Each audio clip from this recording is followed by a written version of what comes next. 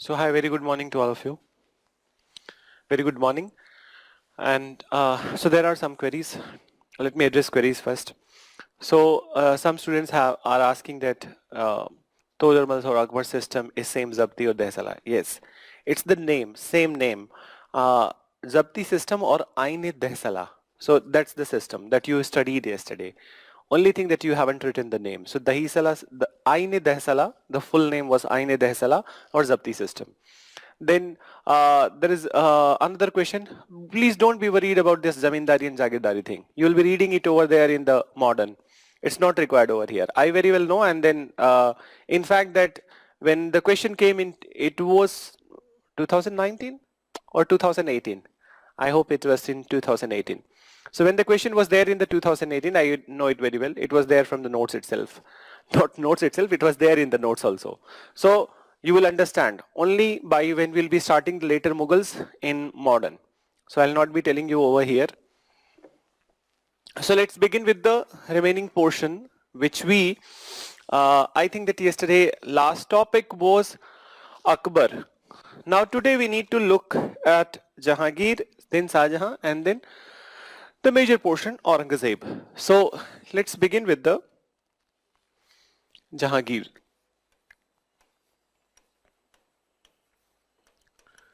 Jahangir and his tenure 1605 to 1627. So 1605 to 1627. Listen, Jahangir came to power, and in fact that there was not such a very good relation between Akbar and Jahangir in the last years of the life of the Akbar. So it was a little bit acrimonious, and acrimonious from the side of the Akbar, and he started disliking his own son. But somehow what happened that after Akbar died, so Jahangir came to picture then, and Jahangir initially that there were some activities of the Jahangir which Akbar did not like.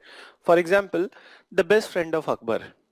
Best friend of Akbar, I hope that you guys must be counting that who was the best friend then. So and if I ask this question, so most of you will send reply that the best friend of Akbar was Birbal.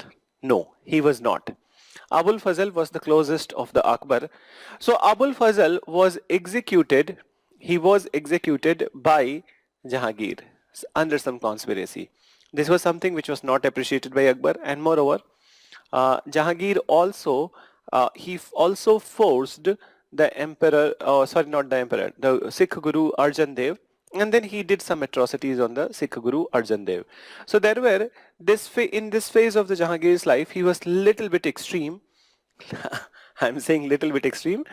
Extreme के लिए little bit नहीं होता है. Extreme is extreme. Then so he was extreme at this point of time, and then he came to power. Then so Akbar died. He came to power.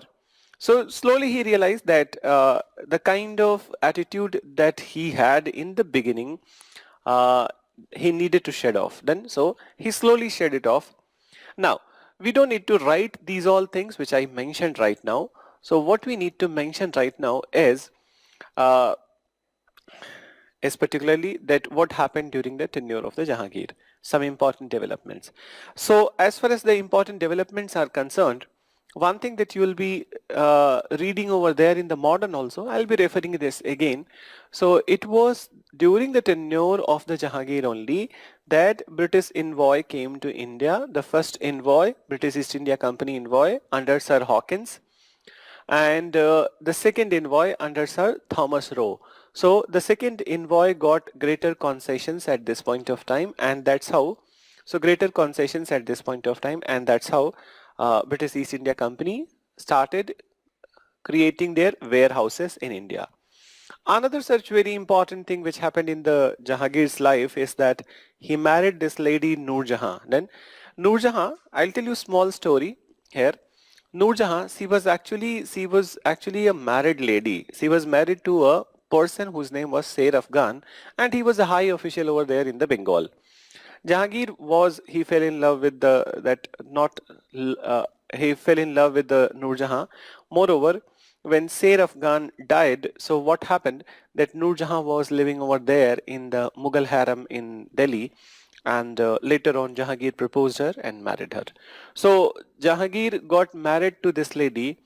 So uh, he will be please don't send it. I remember I will be telling it later on whenever the temple episode would be there in Aurangzeb. I'll be telling you Ada, the temple episode in the Aurangzeb's part. अभी तो जहांगीर सुन लो, कहानी में बीच में मत रोको तुम लोग, नहीं तो कहानी मैं नहीं सुनाऊंगा, ये भी बड़ी बात है. So listen that what was there. So basically what I was saying that Jahangir got married to Noor Jahan. There is a very beautiful incident over here. I will tell you that Jahangir was a great painter. He was a great painter, and then when you look at the paintings of the Jahangir, so what he painted at that point of time, he was painting the natural flora and faunas, and in this flora and faunas, so basically so many birds and these all things, and it is always depicted whenever you see any image of the Jahangir, so he must be carrying one pheasant or one such bird in his hand. So one fine day he was in his orchard, and then he was moving with two birds, these two pheasants. So at that point of time only that this lady Nur Jahan, she was there in the Mughal harem. Now she was a widow, and then she was living in the Mughal harem. She was also in that particular garden. So Jahangir all of a sudden saw her and stopped, and awed by her beauty, he stopped. Then he needed some reason to talk. So then very nearby there was a fruit, that there was one tree in which a beautiful fruit was there. So what he did, he said to the Nur Jahan at that point of time, Nur Jahan was actually the Mehrunisa. So he said to the Nur Jahan that, can you hold these two pheasants for a while so that I can pluck this fruit? Nur Jahan obeyed, and then she kind of that she was holding the two pheasants. The moment Jahangir was over with the plucking the fruit, so when he turned back to Nur Jahan, so there was only one pheasant in the hand, one was not there. Then so one pheasant in the hand and one was not there. So Jahangir asked Nur Jahan at that point of time, let me tell you in Hindi. ऐसे तो English में translate करने में मजा खराब हो जाएगा. In Urdu actually. So Jahangir asked Nur Jahan, एक कहाँ गया? So then she said, उड़ गया. Then Jahangir asked immediate question, कैसे? Then Nur Jahan, what she did, that she took another pheasant, and then she released the pheasant, and then she said, ऐसे.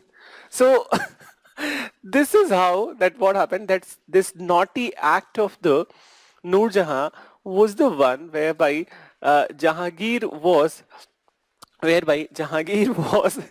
uh, at that point of time he fell deeply in love with the Nur Jahan. He married Nur Jahan. Then so he married Nur Jahan. He proposed Nur Jahan at that moment only, and he married Nur Jahan. So that's how the new episode started in the Mughal polity. And I said to you that there was only one such very important task which Mughals needed to do, that they needed to subjugate the Mewar. I told you the story yesterday only, that So Mewar was annexed during the Jahangir's tenure only. But listen to the other part of the Jahangir's life. After 1615, Jahangir has one weakness. Then Jahangir has one weakness. Uh, so I know this thing. Please don't send in the middle of the stories. Otherwise, again, rhythm would be broken. I know that where I need to start. आज की class में नहीं करना था. अभी औरंगजेब जब पढ़ाऊंगा तब बताऊंगा. अब किसी और लैंग्वेज में मैं बोलूं. परेशान मत हो तुम लोग, ठीक है? मेरी बात को सुन लो, जो पहली बार बोला ना मैंने. So next part of the story, what I was telling you, that Jahangir has one weakness, that Jahangir was very fond of wine and women. Then basically not women, I'll not say, wine. Basically wine and women was famous for the Muhammad Sarangila, which you'll be reading over there in the modern Indian history. So he was all the time that it is said about the Jahangir that Jahangir has two favorites. One is the painting and another is the wine. And then all the time his glass was filled with the wine. It never went empty. So he was so indulged in the wine and painting that he was going away from the administration, and at this point of time administration was controlled by Nur Jahan. Nur Jahan, in fact, she was a very aspirational lady, very ambitious lady, and she controlled the Mughal polity from here onwards, and till 1627, till the death of the Jahangir, she was the one who controlled the Mughal administration. In fact, she was running a very small cabinet with her own favorites, and these favorites were this small cabinet was known as the junta. Then, so it was called as the junta. Then, एक दो और story soon low. Since today's class would be the last class of the this ancient and medieval. Then one more thing I will tell you. So Noor Jahan, with her first husband, there was one lady, there was one daughter which was born of that union. The name of that daughter was the Ladli Begum. Then Ladli Begum. ये सब लिखने वाला नहीं है, लिखने वाला कम ही होगा, बस कहानी सुन लो थोड़ी सी. So Ladli Begum. And then what happened with Jahangir? She also had many sons. And then Jahangir had many other sons also, with the other ladies also, that other wives also. So what happened that Noor Jahan, after acquiring a strong foothold in the Mughal polity, she started to flood her own people into the kingdom. For example, that she was instrumental in appointment of her father Mirza Ghias Beg as the Wazir of the kingdom, means that Prime Minister of the kingdom.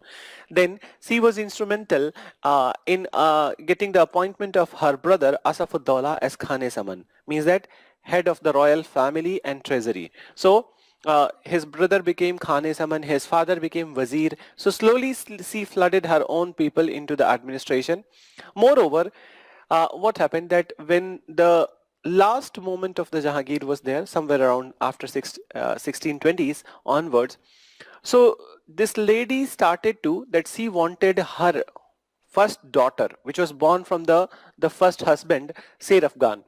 So she wanted this Ladli Begum to get married with one of the son of the Jahangir, and name of the son of the Jahangir was the Sahryar. Then, so she wanted her to get married with the Sahryar, and she got married. Ladli Begum got married with the Sahryar. Sahryar was the one son of the Jahangir. Then, but on the other hand, Asaf-ud-Dawla, who was the brother of the Noor Jahan, what he did, that he married his daughter, Asaf-ud-Dawla, who was the brother of the Noor Jahan, he married his daughter to another son of the Jahangir, Khurram. Then, so another son of the Jahangir, Khurram. Now, so that these two are married. Now, Noor Jahan wanted, since her daughter Ladli was married to Sahryar, Noor Jahan wanted that after the death of Jahangir, Sahryar must become the ruler. Then she was favoring Sahryar. And it was all surprise to her that her own brother was not supporting. Her own brother wanted that his own son-in-law, that is Khurram, must become the ruler. Then, so earlier she flooded her own people. She was the one who was instrumental in the appointment of Asaf-ud-Dawla. But now Asaf-ud-Dawla, after marrying her daughter with the Khurram, he wanted that Khurram must become the ruler. And then, though Noor Jahan enjoyed near about 10 to 12 years of influence in the Mughal polity, then after it started to wind up, and then finally Asaf-ud-Dawla was successful after the death of the after the death of the Jahangir, and Prince Khurram became the next ruler with the title of Shah Jahan. Now, one more thing that I'll tell you, that Shah Jahan, that this particular Jahangir had, he had, you know that Mughal people, they had so many wives then. So he was married to Noor Jahan, but he was also married to one lady from the Jodhpur, Rajput lady, Jagat Gusai. Then, and in fact that when he got married to Noor Jahan, so he was deeply, madly in love with the Noor Jahan, and then he was all after the Noor Jahan, whatever Noor Jahan was saying, that he was a kind of a Zoru ka Gulam. Then, so he was a kind of a Zoru ka Gulam at that point of time, but slowly he realized that Noor Jahan was an ambitious lady. Not to throw some dirt on her character, but she was ambitious lady, she was aspirational, she was a different kind of personality. Then, so she was a different kind of personality, but on the one hand, that she was not that lady of chastity, or that she would be slow, dedicated to husband. This kind of attributes were not there with the Noor Jahan. So Noor Jahan, what she did, she was not taking care of the Jahangir very well. In fact, that only thing that she was taking care of is that she was ensuring that the wine glass of the Jahangir must always be filled. Then, so this is what she was doing. But on the other hand, this another wife of the Jahangir, Jagat Gusai, she was the Rajput lady from the Jodhpur. She was the one who was really in love with the Jahangir, and in the last moments of the Jahangir, she was the one who took care of the Jahangir. And Shah Jahan was the son of the Jagat Gusai. So, in fact, that in the last years, Jahangir was also in favor of the Shah Jahan, that is Prince Khurram, that he must become the ruler. So finally, though the king has loosened the rope in the middle years, but not before his death. Before his death, he tightened it, and then he made sure that his son, eldest son, he is going to become the that this particular person going to become the next ruler. Then, so just 1 minute.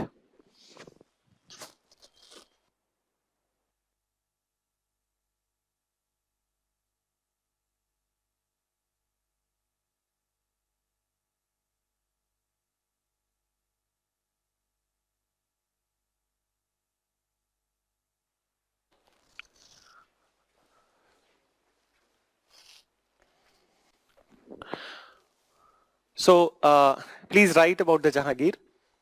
So you write, after the death of after the death of Akbar Akbar in 1605, Jahangir ascended to the throne. Jahangir ascended to the throne. Then further you mention Jahangir ascended to the throne. Then further you write after full stop. During his tenure, during his tenure,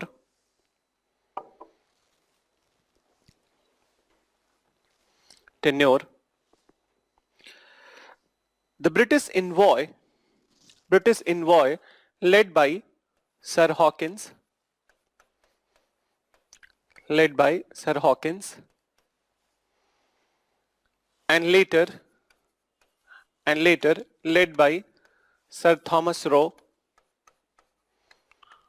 later led by Sir Thomas Roe,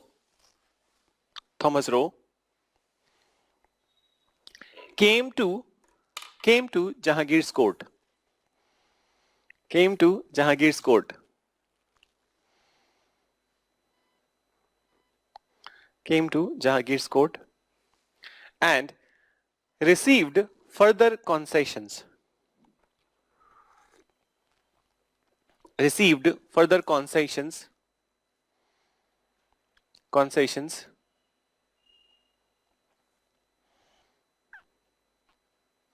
to create trading centers and warehouses in India. To create trading centers and warehouses in India.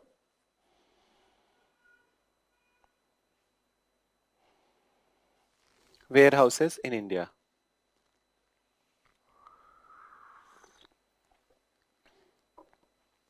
Warehouses in India.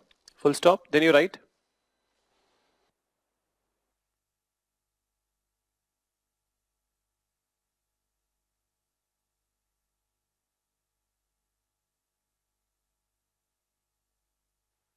You mention in 1611 he got married to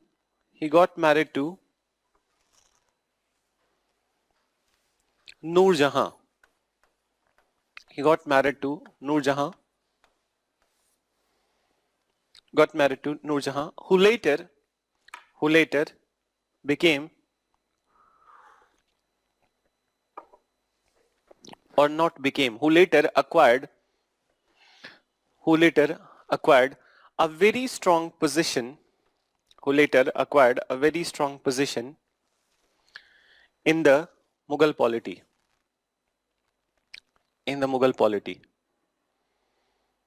Then further you mention, She was instrumental in the appointment of, she was instrumental in the appointment of, her father, Mirza Gyas Beg, her father, Mirza Gyas Beg, as Mughal Wazir, Mirza Gyas Beg as Mughal Wazir, and her brother, Asaf Uddaulah, as Khane Saman, Asaf Uddaulah as Khane Saman. And you can write Wazir is the most important minister and Khane Saman is the head of royal family and treasury.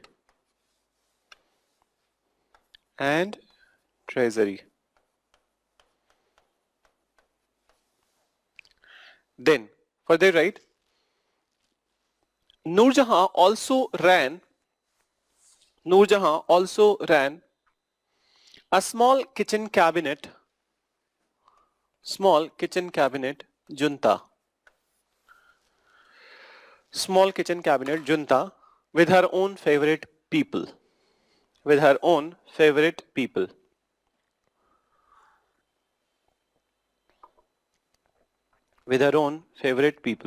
Then ये हो गया. Then after this you write that after this small kitchen cabinet, for writing purpose not many things are there, so you write after the death of Jahangir in 1627,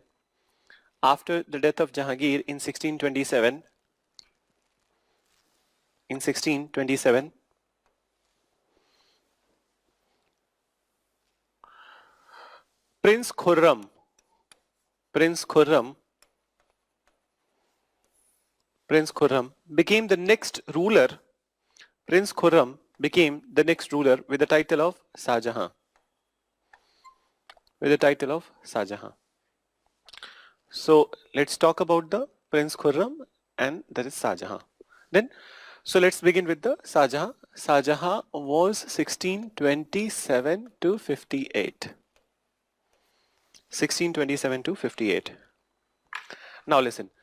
So Shah Jahan came to power in 1627 and there is not much to talk about Shah Jahan as far as the political things are concerned, but Shah Jahan is to be remembered for his initiatives towards art and architecture. Then, in fact, that he was the epitome of the patronage to art and architecture that we will be studying over there in the art and culture. Then, so his life was in fact dedicated to the architecture only.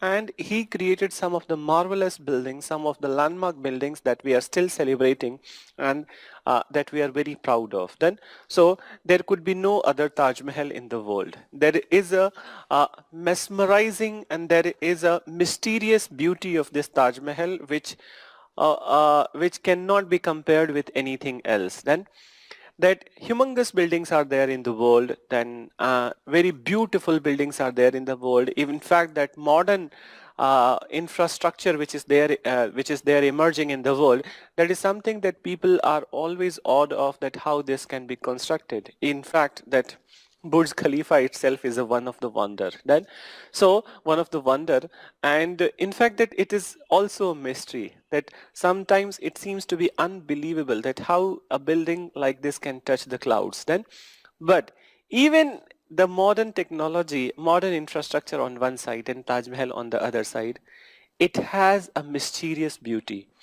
Once you are there at the Taj Mahal, you will realize that's beautiful. That would be the normal expression, that it looks beautiful, it's good. But once you leave the place, you start thinking about the place. And when you start thinking about the place, that's when you are stuck with the thought that there could not be any such beautiful building in the world like Taj Mahal. I will tell you in architecture that there is a one such aspect of the which we call the foresightening effect. in architecture. अब यहाँ नहीं बताऊंगा, जरूरी भी नहीं है at this place, because architecture में that I can explain it very elaborately also. So here what we need to mention that Jahangir came to power. He was married to this lady Mumtaz Mahal, and original name of the Mumtaz Mahal was the Anjuman Bano Begum. So Anjuman Bano Begum, and then he was deeply madly in love with the Anjuman Bano Begum, and she died. Then when she died, so then he created in her memory this Taj Mahal. Then in fact he had a plan to create a Taj Mahal on the other side of the Yamuna river in black color marble. But his ambition, his intentions were not that it was not complete, and before he could start any such kind of construction, there was a war of succession between his own sons, and his own sons were bloodthirsty for each other. Then, and the most important was the Aurangzeb, and then on the other hand, Dara Shikoh. So please write few words about the Shahjahan. We need to go quickly here. So लिखो इसमें that Shahjahan annexed the area of Ahmednagar completely. Ahmednagar completely. Full stop. He was also instrumental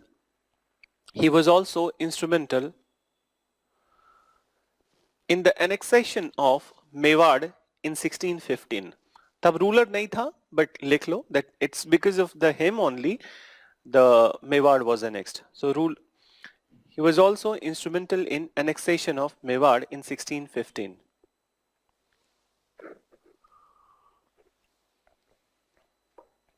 In 1615. Then you mention Shahjahan's tenure is remembered for his patronage to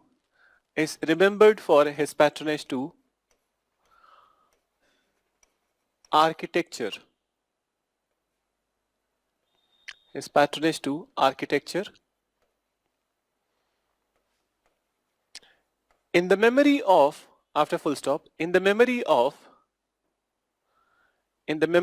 his wife Anjuman Bano Begum. In brackets you can write Mumtaz Mahal.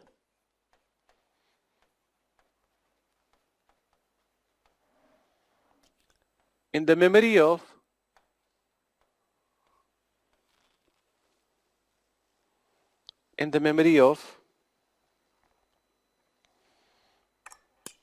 his wife Anjuman Bano Begum or Mumtaz Mahal. Mumtaz Mahal.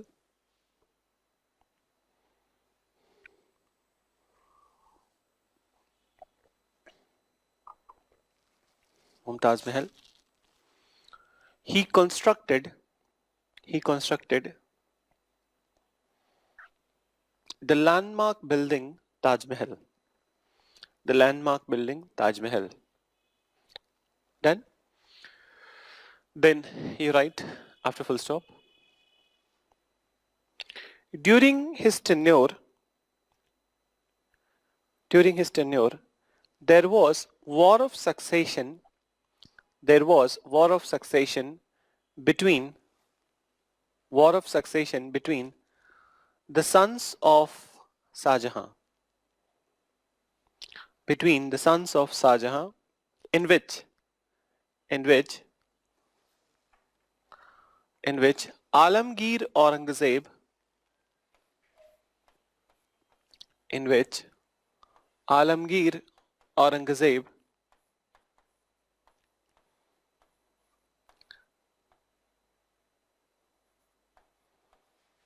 there is no A. Alamgir Aurangzeb defeated and killed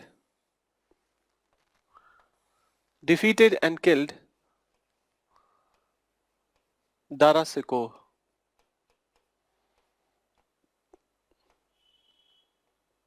Defeated and killed Dara Shikoh.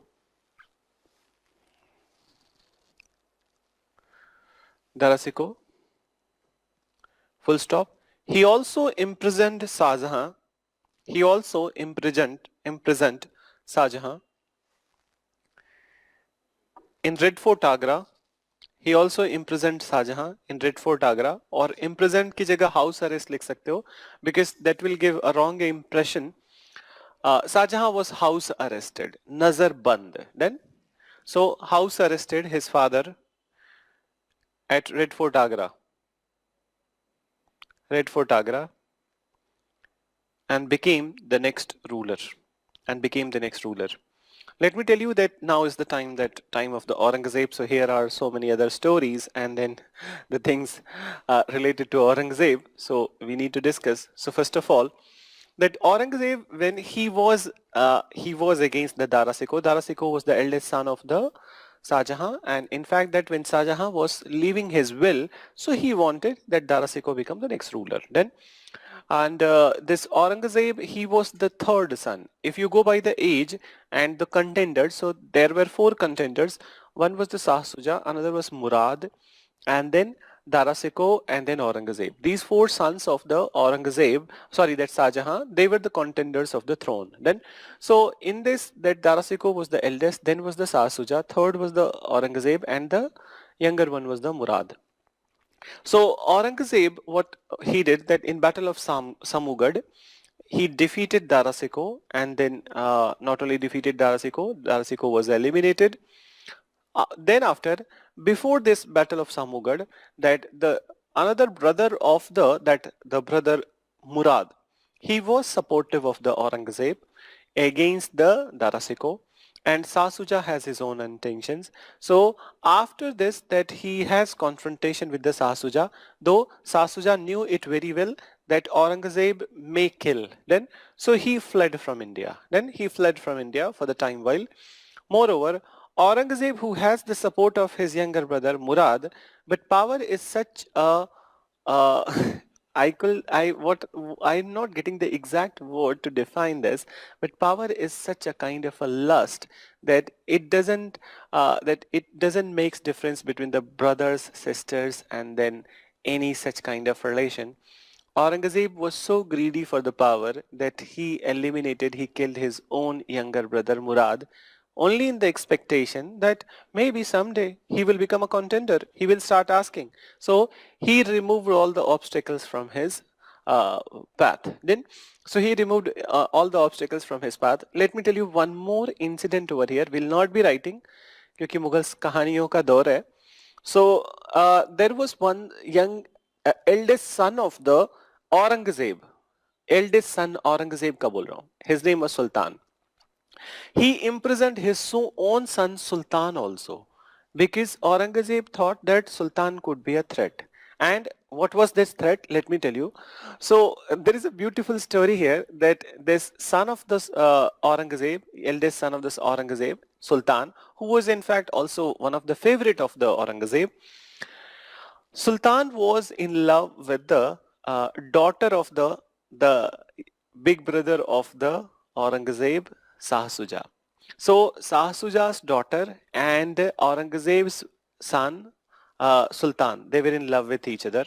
And when Aurangzeb wanted to kill Shah Shuja, his own brother, so it was Sultan who helped Shah Shuja and that daughter to escape from India.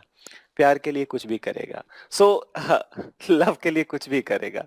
So he did that, and he was not opposing anybody or he was not supporting, but he just helped these two people to safeguard their life. Then Shah Shuja and then that lady, they escaped from India, but Sultan was imprisoned. And then when Sultan came to kind of that he came back, so he was imprisoned, and then Aurangzeb, when he was ascending the throne, so that day when the coronation ceremony of the Aurangzeb was to happen, so on that day his own son was brought in chains, and then and then he asked his son that you were my eldest son and why you did this treachery to me, that you could have asked for the empire, I could have given everything to you, then you are my eldest son, that that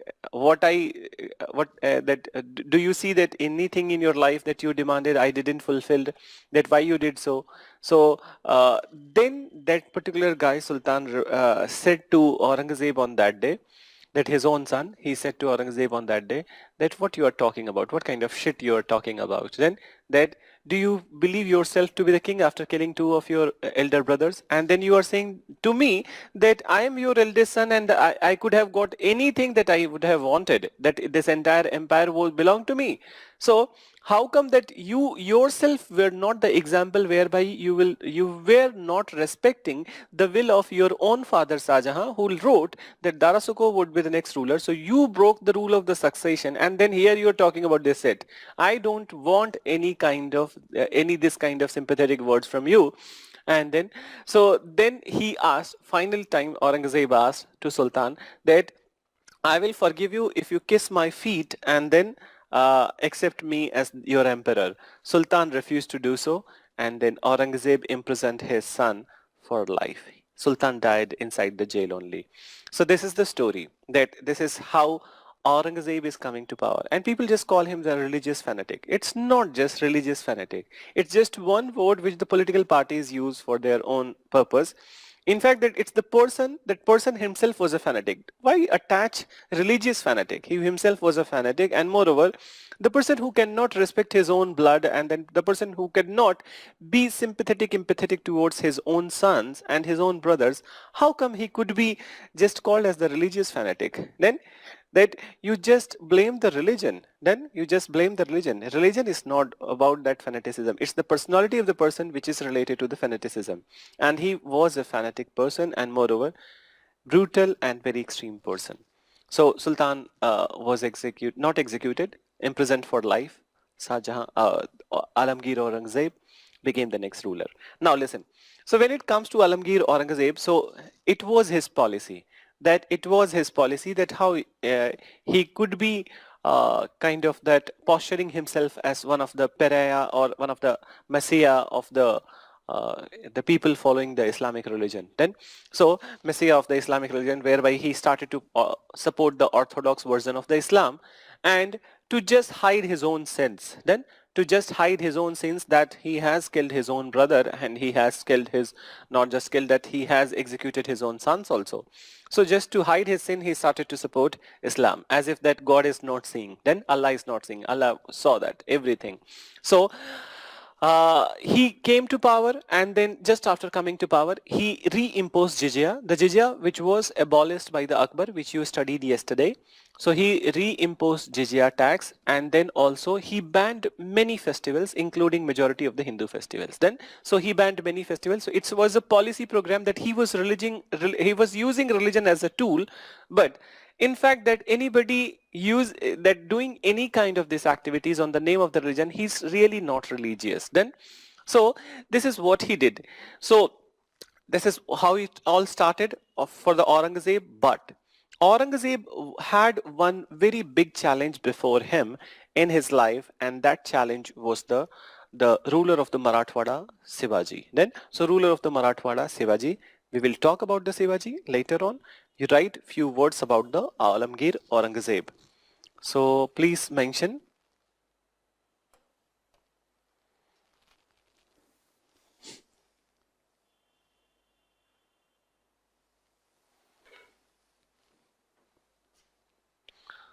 So mention Alamgir Aurangzeb.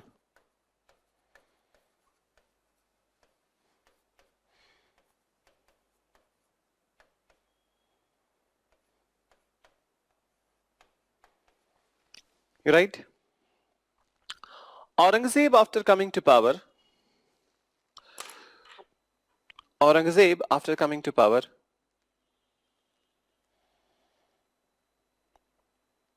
started to patronize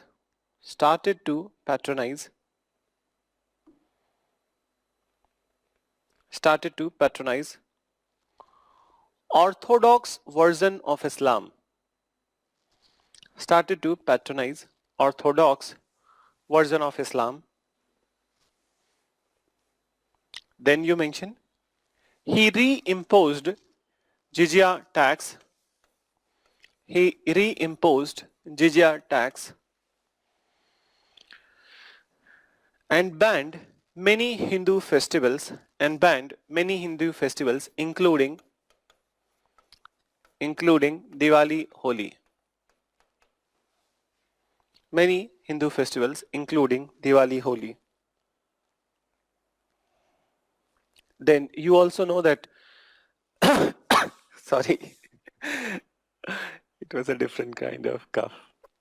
So what I was telling you that you guys were waiting from the morning that ki मैं Govind Dev temple वाला बताऊंगा. So now is the time that I'll tell you. So Aurangzeb also started this activity of destructing some of the important temples of India, including that Somnath temple. And it's not the first time when Somnath temple has been destructed. Earlier you have seen in the beginning of the medieval itself that Mahmud of Ghazni, he destroyed Somnath temple. But Somnath temple, the number of the times it was destructed and every number of time it was reconstructed. So Somnath temple he destructed. Then after he destructed the very famous temple of the Mathura Vrindavan, Kesav Raya temple. Then he destructed Kasi Vishwanath temple. These are some of the outstanding temples. But let me talk about the Govinda Dev temple. So he also destroyed this beautiful and the largest temple of the country at that point of time, Govinda Dev temple. So this Govinda Dev temple was in fact, it was one of the example of the not just the Ganga Jamuna Tehzeeb, but also the fusion architecture whereby the Persian elements is getting integrated into the temple architecture of India. Then, and it was the influence of the Akbar. So what is this whole story? That how he destructed. So one fine day that Aurangzeb was going closer to that, he was moving closer to the Mathura. And you know that when these kings and queens, they are moving, so what happens that by the night time that they don't move, they create their own tents and then their own camp. They stay in the camp and again in the morning they restart their journey. So by the time evening happened, so Aurangzeb people, they created the camp over there. In the camp, Aurangzeb was resting, and it was very closer to the Mathura. So what happened that in the tent of the Aurangzeb, by the evening some light started to come. Then and light was concentrated and it was coming at one point. So light started to come. Aurangzeb many a times that he thought that it will go in a minute or two, but it didn't happen. So he got so angry with this that he called his own people and then he asked that from where this light is coming and why this light is coming in this particular tent.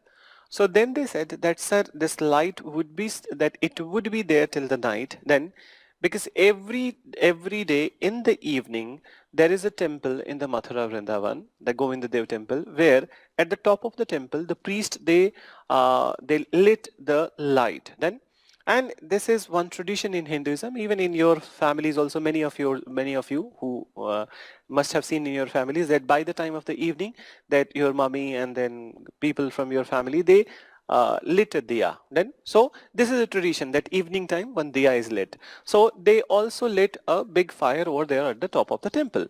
So this light was coming from that fire. So what happened that Aurangzeb was so angry that he said that next week I'll be visiting this temple and I must see the half of the temple. Then so I must see the half of the temple. I want to offer namaz over there. So next week he visited. His authorities knew very well and they destructed this temple. How they destructed? They cut the temple into the half. The first plinth was left and the flat plinth was left. Aurangzeb went over there. He offered namaz and that's how the beautiful temple of the Govinda Dev came to an end. And it was really the what if this temple would have been till this date, it would have been one of the symbol of the Indian secularism. Then or it would have been one of the symbol of the synthetic culture of India. It would have been one symbol of the concept of the cohabitation. It would have been the symbol of the concept of the tolerance. It would have been the symbol of the love. So Aurangzeb destroyed it. He did not destroy the temple meant for the Hindus. He destroyed a symbol of love and symbol of humanly love.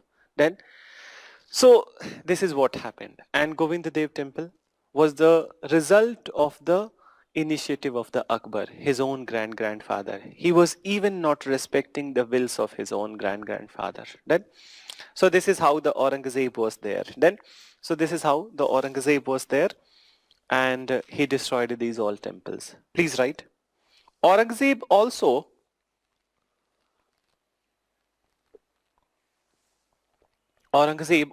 destroyed many famous temples of India. Also destroyed many famous temples of India. That is, so ये तो लिख लो Govind Dev temple. Then you write other names. Somnath temple, Kesav Rai temple,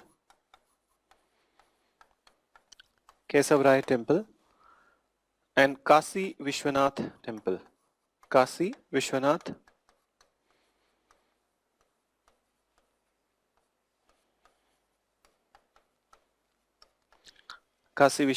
temple.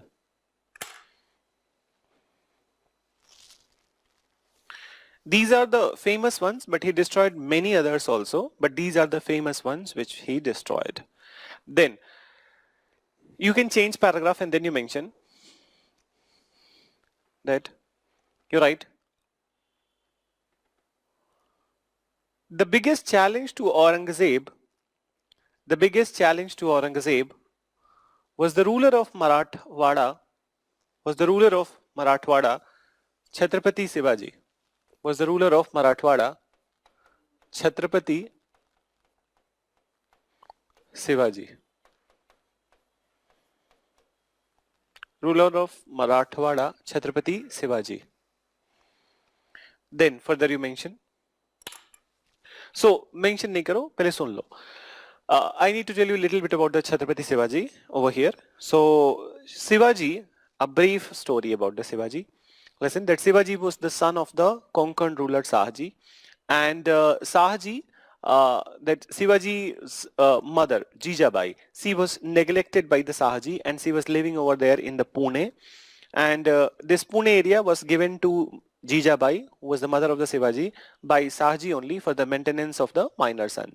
Shivaji was raised under the guidance of the Guru Kondadev, Dadaji Kondadev, and there was another guru of the Shivaji whose name was the Ramdas, and with Ramdas Shivaji learnt the art of guerrilla warfare then, and he mastered this art of guerrilla warfare, and he started to use this art of guerrilla warfare from 1659 onwards very effectively. Then, so very effectively, so first, in the very first instance, that Aurangzeb is coming to power on one hand, on the other hand Shivaji is fighting with the Bijapuri ruler, and in this fight, Shivaji, using this guerrilla warfare strategy, he created the Bijapuri general, killed the Bijapuri general Afzal Khan. Then, so he brutally killed, not brutally, that he killed in war. There is not such in a word like the brutal.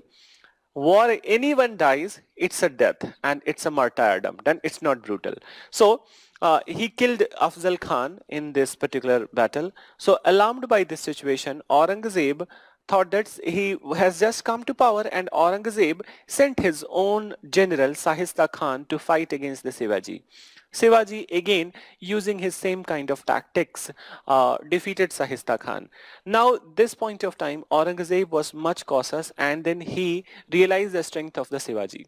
So what he did, that at this point of time Aurangzeb persuaded the Rajput ruler Jai Singh of Amer. So he persuaded Rajput ruler Jai Singh of Amer to fight with the Shivaji. As such, in 1665, Battle of Purandar happened between the Jai Singh and Shivaji, and Jai Singh, with careful preparation, he defeated Shivaji. Then, so Raja Jai Singh of Amer, he defeated Shivaji. Then after this defeat, that terms of the treaty, I will mention that what were the terms of treaty and how it all kind of that further evolved, the situation evolved. So पहले लिख लो कुछ बात. You write, you have written the biggest challenge to Aurangzeb was the Chhatrapati Shivaji of Marathwada. Then you write, उसी में लिख सकते हो, Shivaji was son of the Konkan ruler Shivaji was son Shivaji was son of Konkan ruler Shahji. Konkan ruler Shahji.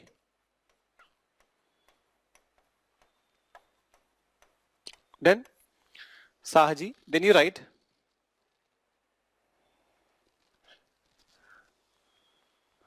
Shivaji was raised by mother. Shivaji was raised by mother Jijabai and his guru Dadaji Kondadev and his guru Dadaji Kondadev and his guru Dadaji Kondadev.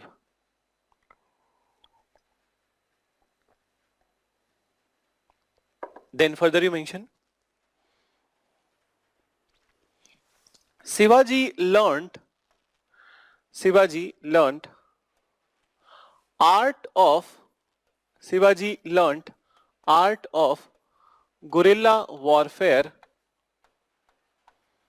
art of guerrilla warfare from his guru Ramdas.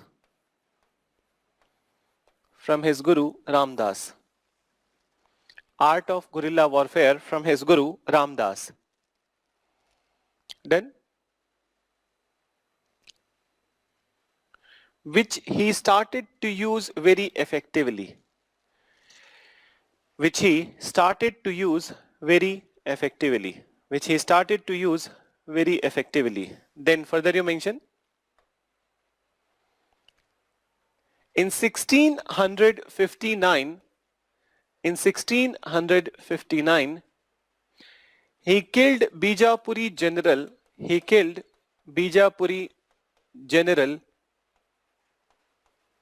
Afzal Khan.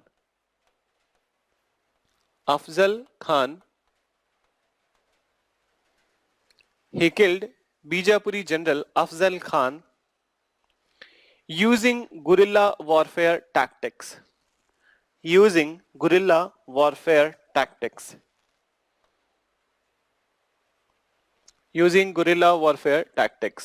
Then further you mention alarmed by this situation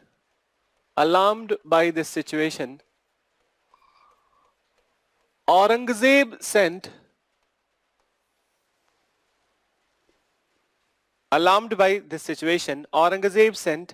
his general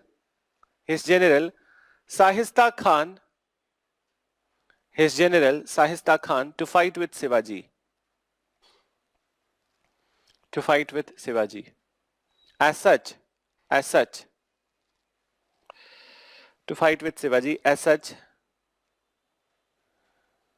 Shivaji seriously injured Sahista Khan also.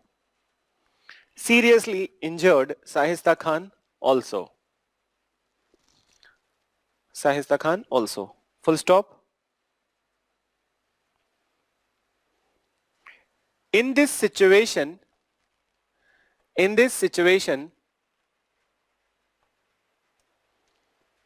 Aurangzeb persuaded Rajput ruler Jai Singh of Amer.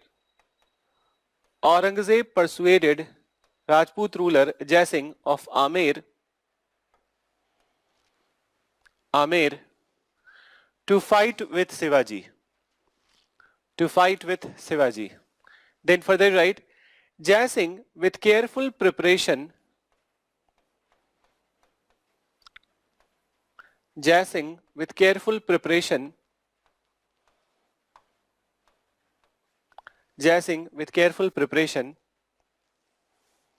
defeated Shivaji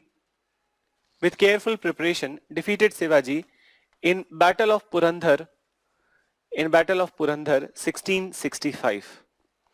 With careful preparation defeated Shivaji in Battle of Purandar 1665.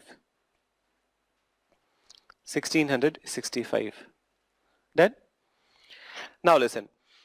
So as per the terms of the treaty, that after Jai Singh defeated Shivaji, so Shivaji had to submit 35, he had 35 forts. Out of 35 he submitted, or he gave 23 forts to the Jai Singh. Moreover, Jai Singh also pressurized him to appear in the court of the Aurangzeb at Agra. Then so Aurangzeb at Agra, and Mughals invited. So Shivaji, as a peer king, he appeared over there in the Agra court. And then when he appeared at the Agra, so Aurangzeb did a treachery, and then he treacherously imprisoned Shivaji. Then so he treacherously imprisoned Shivaji. Now this was something which was unexpected. You are calling, it is just like that you are calling a person to your home, that please come to my home. Today I'm throwing a dinner to you, New Year party to you.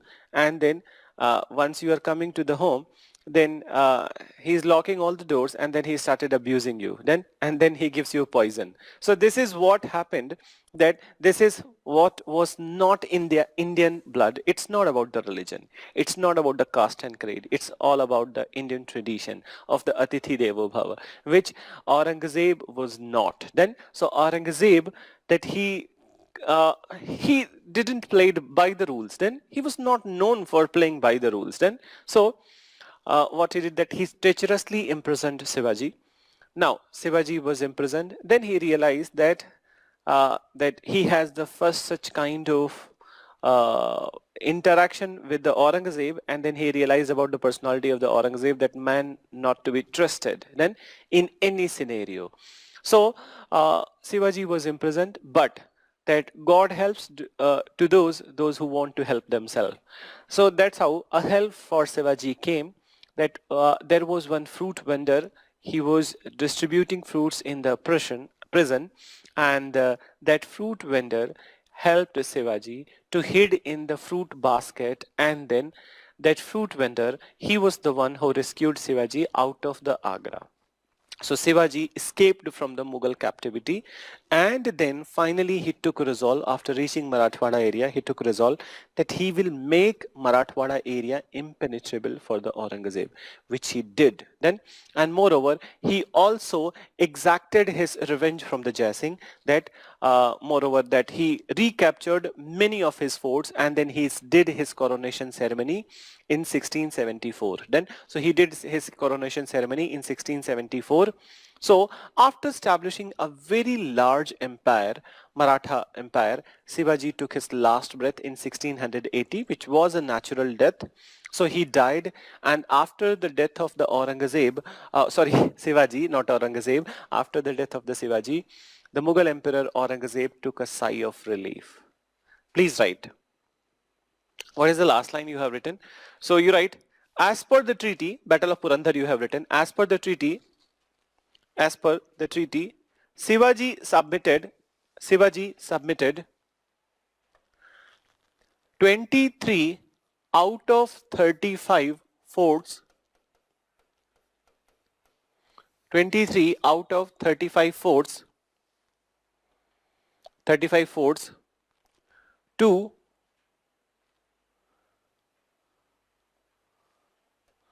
Jai Singh. He also appeared at Agra court of Aurangzeb. He also appeared at Agra court of Aurangzeb, where he was treacherously imprisoned. Where he was treacherously imprisoned. Treacherously imprisoned. Full stop. Then you write, after some point of time, Shivaji escaped from Agra. Shivaji escaped from Agra and restarted his campaign. Shivaji escaped from Agra and restarted his campaign.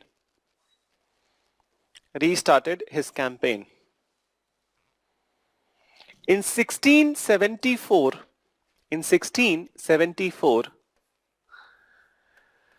He celebrated his coronation ceremony.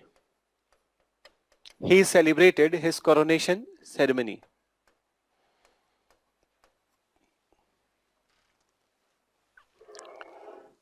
He made Deccan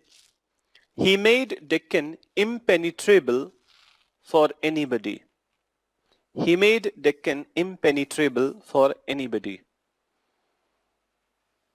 Then impenetrable for anybody. Then further you mention Shivaji after establishing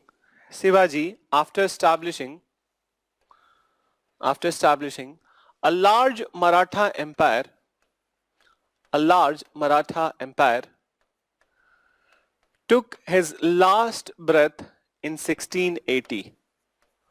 Took his last breath in 1680. Took his last breath in 1680. Full stop. With his death, the formidable challenge, to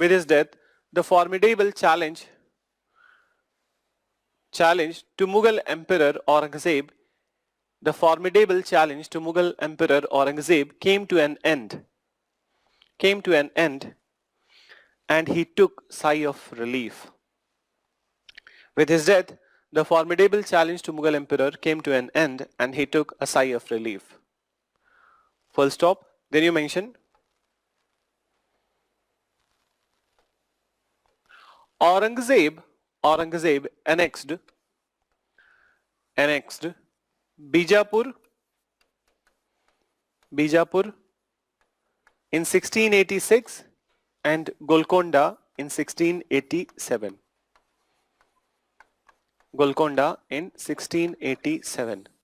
And this is last of the campaign of the Aurangzeb. Then, so Bijapur and Golconda, and from here onwards after 1687, it's Aurangzeb's life is also becoming a little bit of kind of that less active life, and moreover that he was also becoming old, and then that same kind of wars he cannot fight all the time.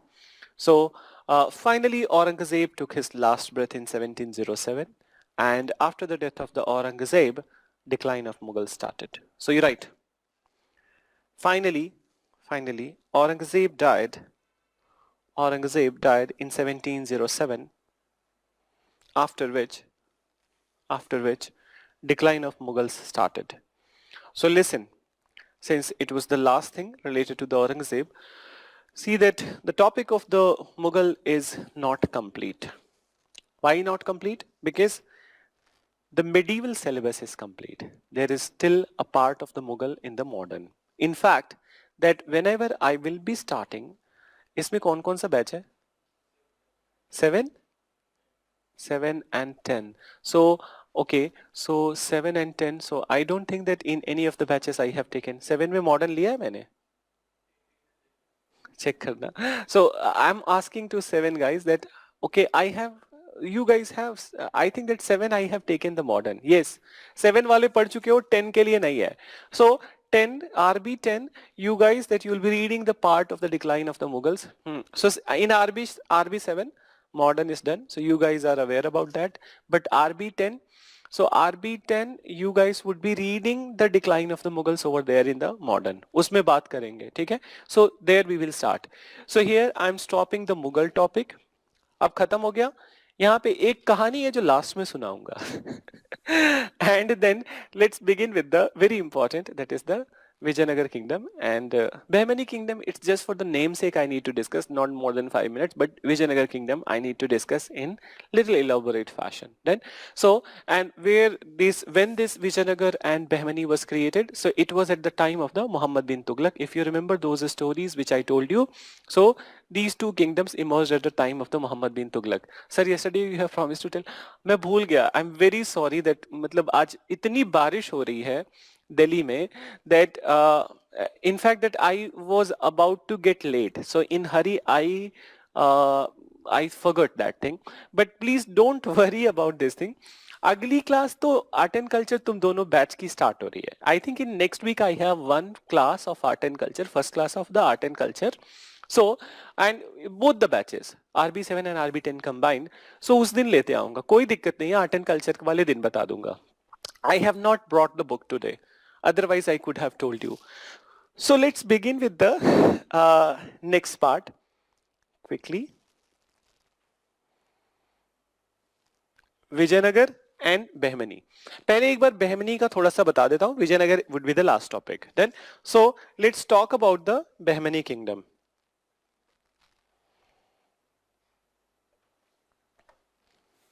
So you can mention behmani. Heading में लिख लेना regional kingdoms and then you can write behmani kingdom.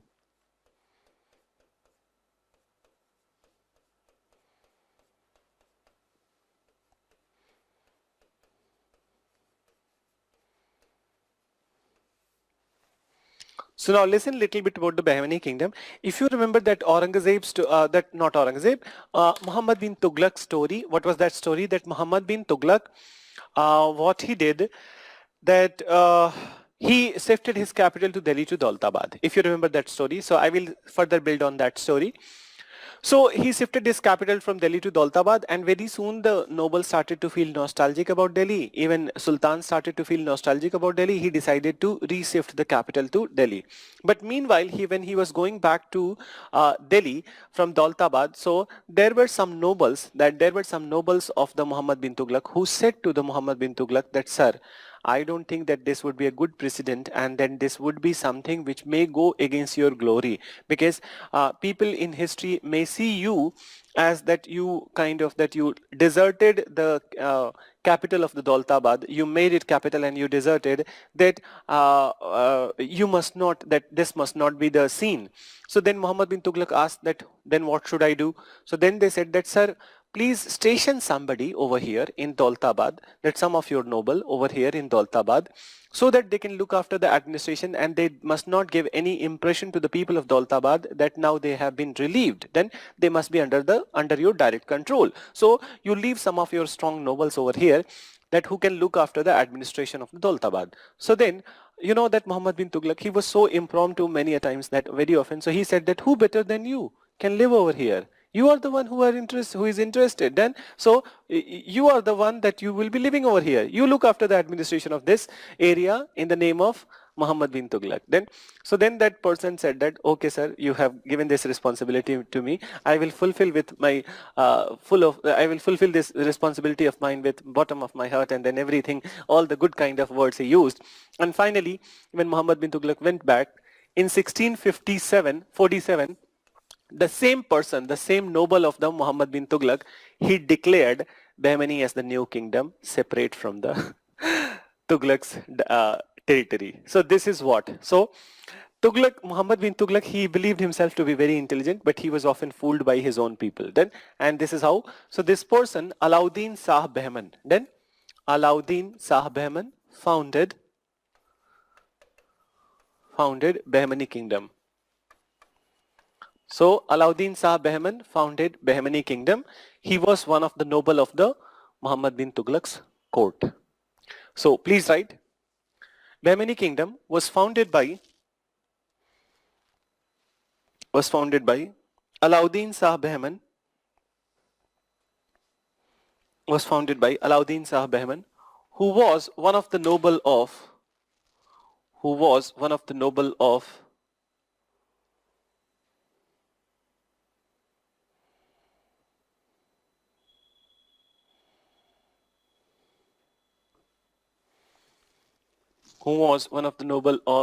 Muhammad bin Tughlaq's court. Muhammad bin Tughlaq's court. Now listen, as I said to you that here nothing much is there to talk about. So first of all, that this when it comes to the important rulers of this Bahmani kingdom, so there was this ruler Firuz Shah Bahman. Firuz Shah Bahman, he was one important ruler, and in fact that he defeated the Vijayanagar ruler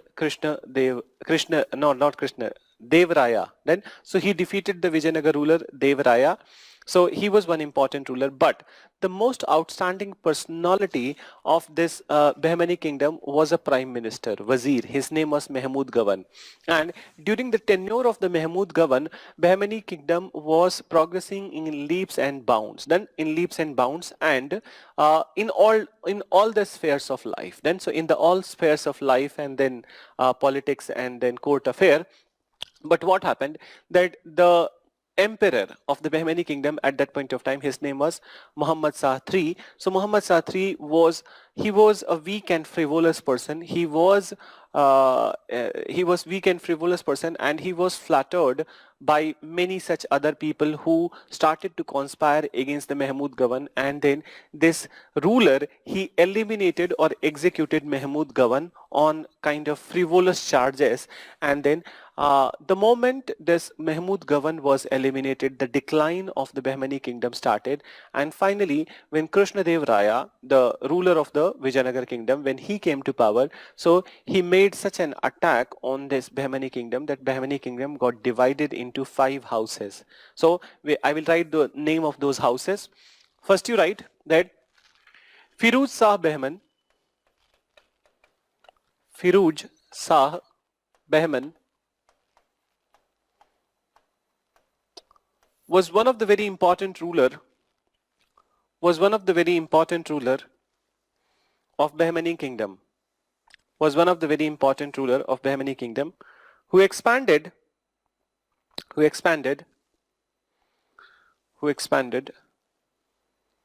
Bahmani rule by defeating Vijayanagar ruler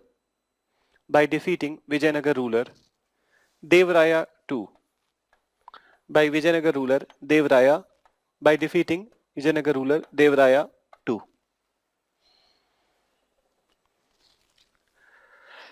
Then further write, the most outstanding personality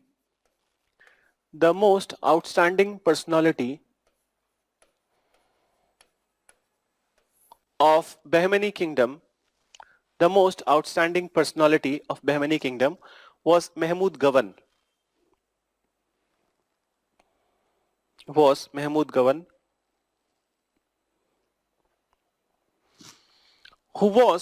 the Wazir of kingdom.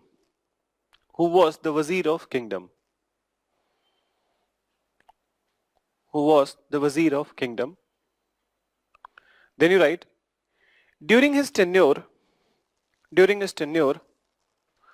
Bahmani kingdom progressed in leaps and bounds.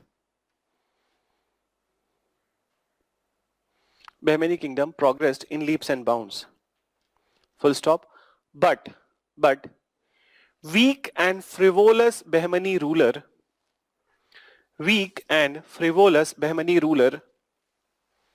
Muhammad Shah,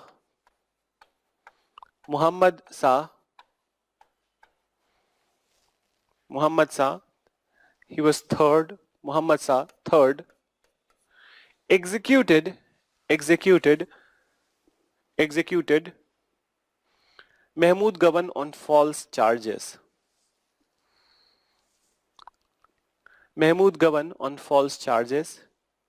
As such, full stop. As such, decline of Bahmani kingdom started.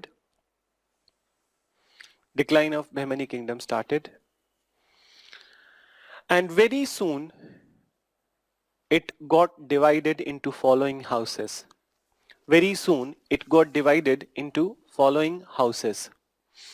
So you write Bijapur,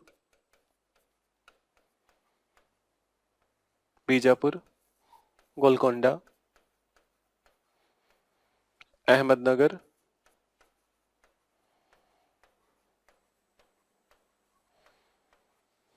Bidar,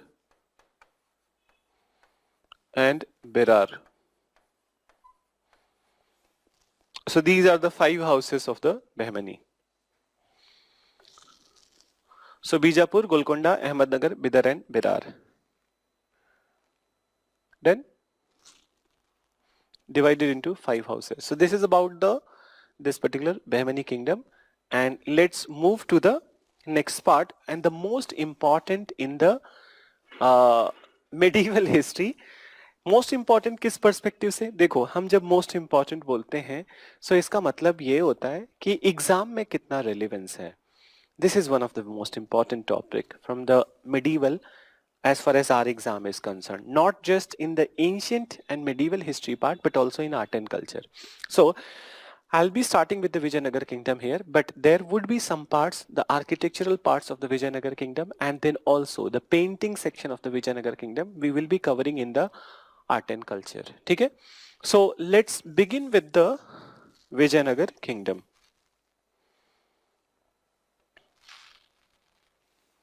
So please write. Let me see that if it is, this color is visible. Yes, this is visible. So Vijayanagar kingdom.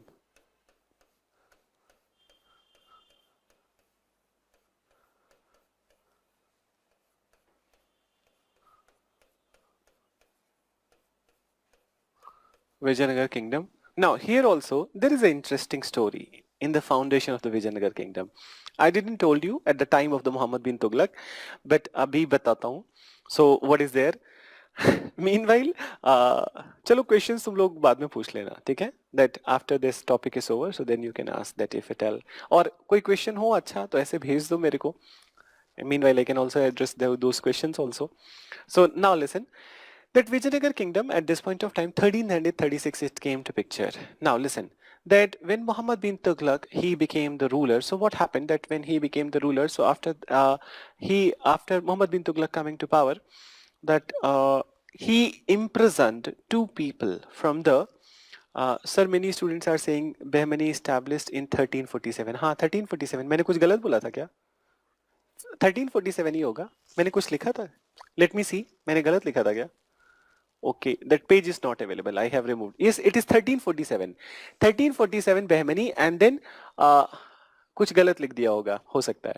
So 1347 is Bahmani and 1336 is the this particular Vijayanagar kingdom. And this is the tenure of the 1300 is the tenure of the Muhammad bin Tughlaq. When he came to power, 1324 he came to power, and 1351 he was gone from the scenario. So in between this period only these two were established. अभी फिर वापस सुनो Vijayanagar kingdom पे.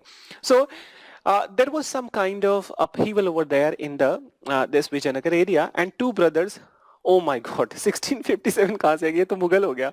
देखो यही होता है that sometimes you miss some facts, and you guys, that Tanya and Bhargavi are there, that they will be correcting these kind of mistakes. So it is 1357, not 1657. And thank you Tanya for this reminder.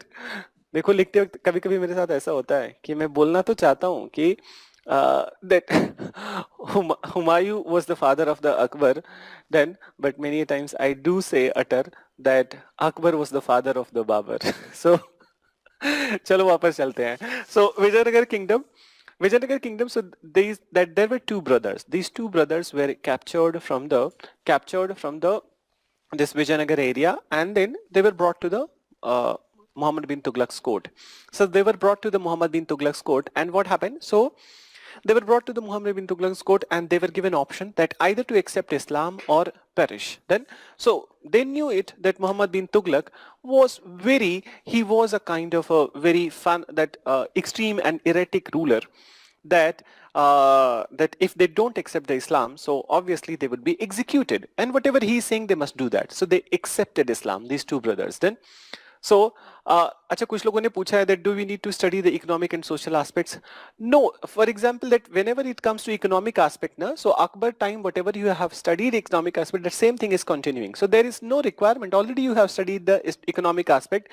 As far as the social aspect is concerned, you can look at few things, but that's not, in fact, that in the socio-religious aspect, what we study in the Mughal period is the rise of the Bhakti and Sufi movement, that we will be studying over there in the art and culture. So इसलिए यहाँ पे specifically उसकी ज़रूरत नहीं है. Otherwise, status of women, these all kind of things are not at all required, not asked, and not even I believe that it would not even be asked, because it was already that very poor situation of the women in the Indian society, not just the Muslim women but also the Hindu women, and then also the any other women which was there in the Indian society. So all of them were so oppressed. कुछ भी आए सब हाँ हाँ मार कर देना, ठीक है? So now let's get back to the story. So this is story where I was telling you that these two brothers, they accepted Islam, and within a very short period of time, these two brothers, they became the expert of the Islam. They became very well versed in the Quran and all those traditions of the Islam. In fact, that if Sultan has to refer to any of such provisions or any of such verses from the Quran, so he was asking to these two brothers. So he was so impressed with these two brothers. Then what happened in 1336, that one news came that, sir, from this area of Vijayanagar, your controlled area of the Vijayanagar, there is some kind of upheaval. There is some kind of protest and some kind of that civil rebellion over there.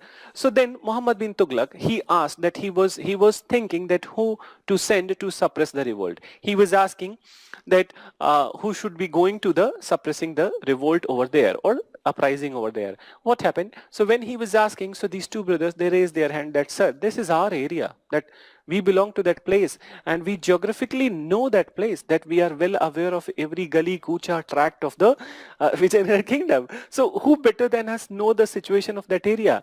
If you send us, so you will be thankful to us. Then, so if you send us, we will make you proud. Muhammad bin Tughlaq was awed by the same. Then he, with all his happiness of the life, that he sent these two people to the Vijayanagar. They went over there, they declared the formation of the Vijayanagar kingdom. And in fact, this uprising was organized by their own guru, Madhav Devaranya. And Madhav Devaranya, so he organized just to get back his own disciples in the area and to declare the formation of the kingdom.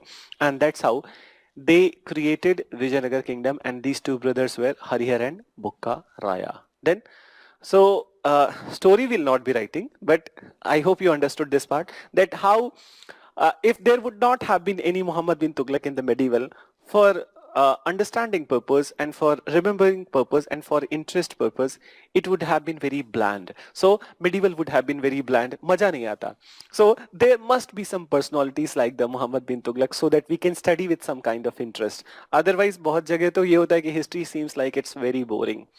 There was one professor of mine that, and he always used to say in the classes that both the two subjects, history and chemistry, and he said that both the subject is STRY.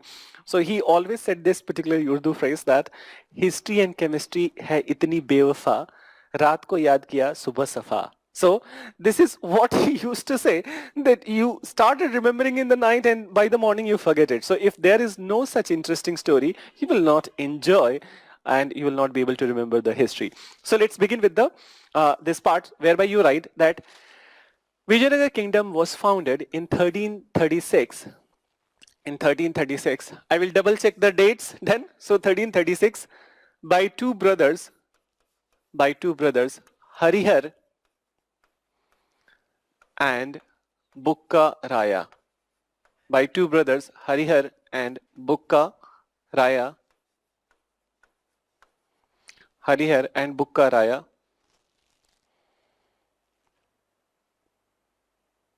With the help of their guru, Madhav, Devaranya. With the help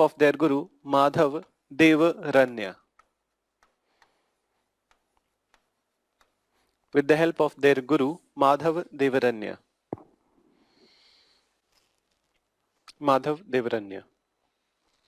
Then further you mention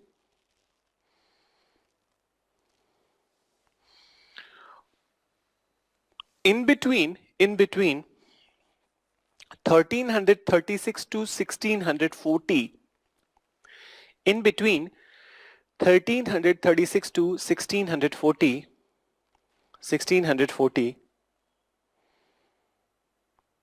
four dynasties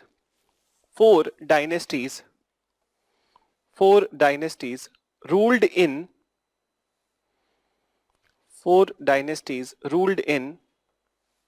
Vijayanagar. Four dynasties ruled in Vijayanagar, which are as follows.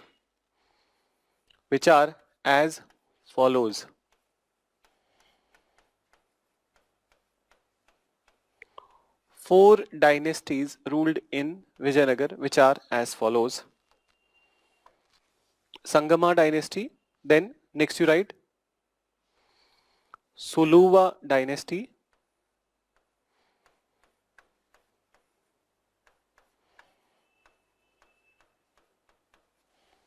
then next you write Tuluva dynasty,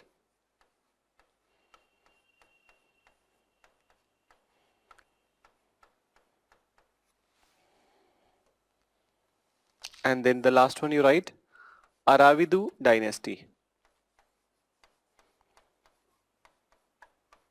Aravidu dynasty. So these were the four dynasties which ruled in Vijayanagar at this point of time. Then, so which ruled in Vijayanagar at this point of time?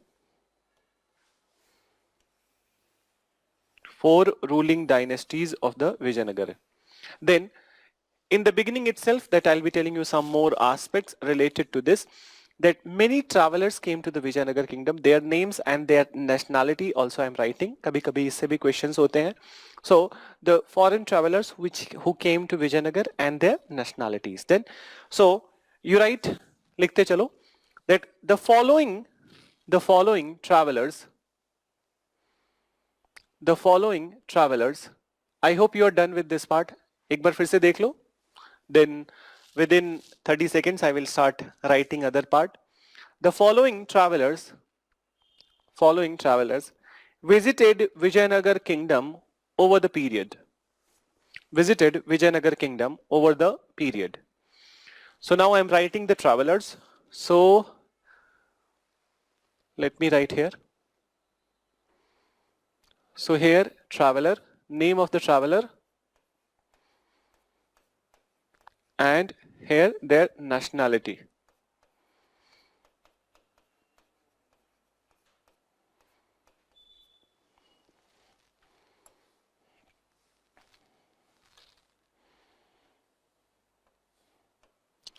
So first you write Abdur Razak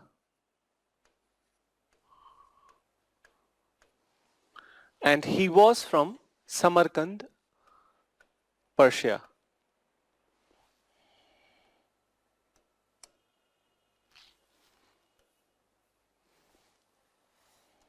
He was from Samarkand, Persia. So I know that you guys must be thinking that Abdur Razak तो पाकिस्तान से था, बहुत अच्छी cricket खेलता था, allrounder था, बड़ा अच्छा आदमी था. तो ये वही वाला था, बगल के उसके बगल से था, पाकिस्तान के बगल से. So भाई था, पुराने जमाने में दो बिछड़े भाई थे, जो दो जन्म हो गया. So Abdur Razak Samarkand. Then next one you write Nicolo Con. Just one minute.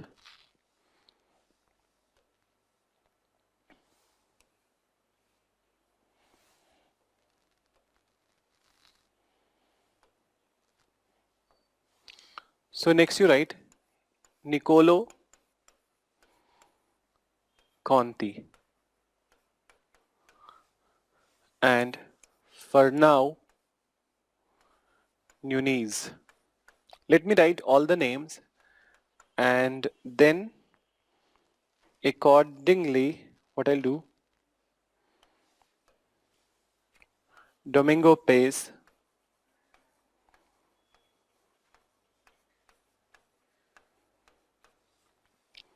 Duarte Barbosa,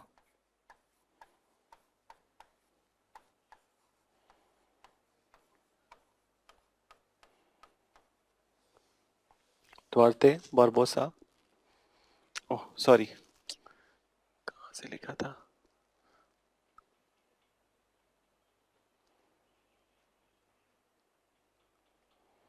So how many we have written? Abdur Razak, Nicolo Conti, Fernão Nunes, Domingo Pace, Duarte Barbosa. One more you write. Nikitin.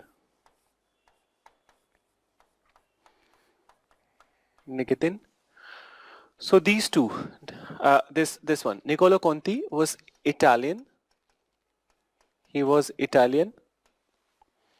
Then Fernão Nunes, Domingo Paes, Dorte Barbosa, all of them were Portuguese.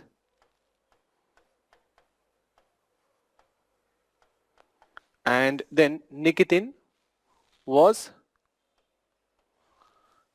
Russian.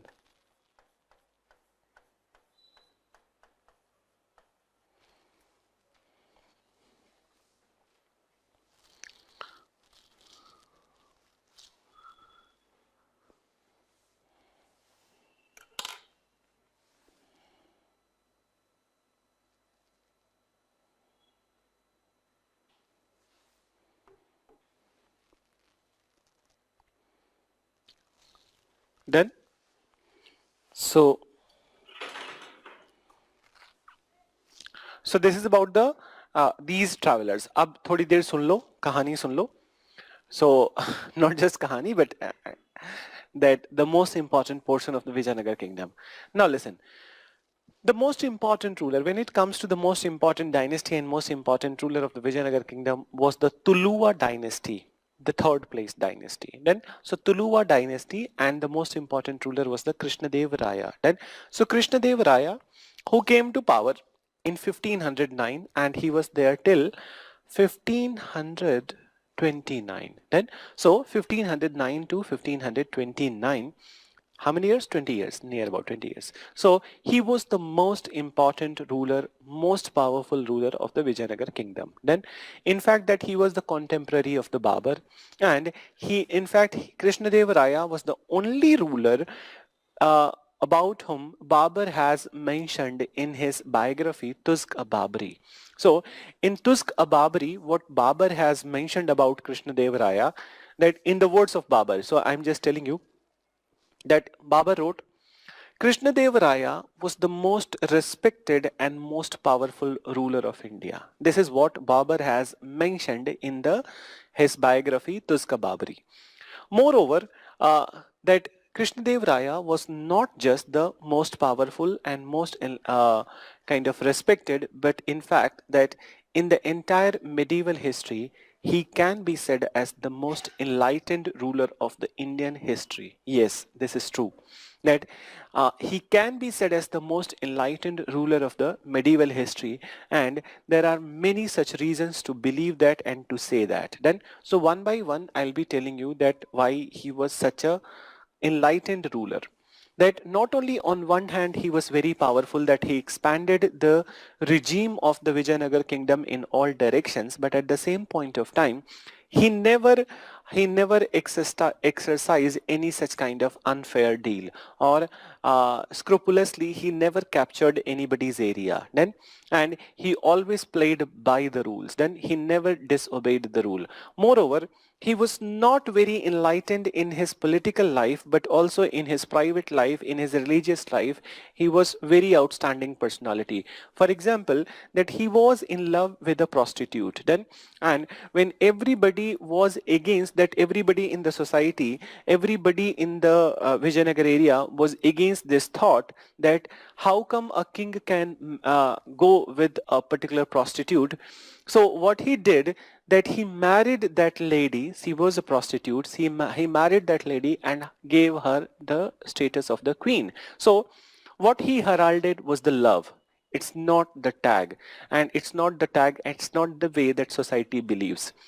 Then, of course, you got to know that he has how much respect he has for the women. Then, so, and he doesn't gets caught up in these kind of uncanny social traditions and debates where you call that this is a prostitute male.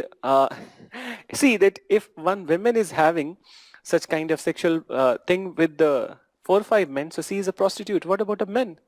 All their life they are prostitute only. To be don't get offended by my words. Many of you, I feel, that may get offended by my words, but this is the reality.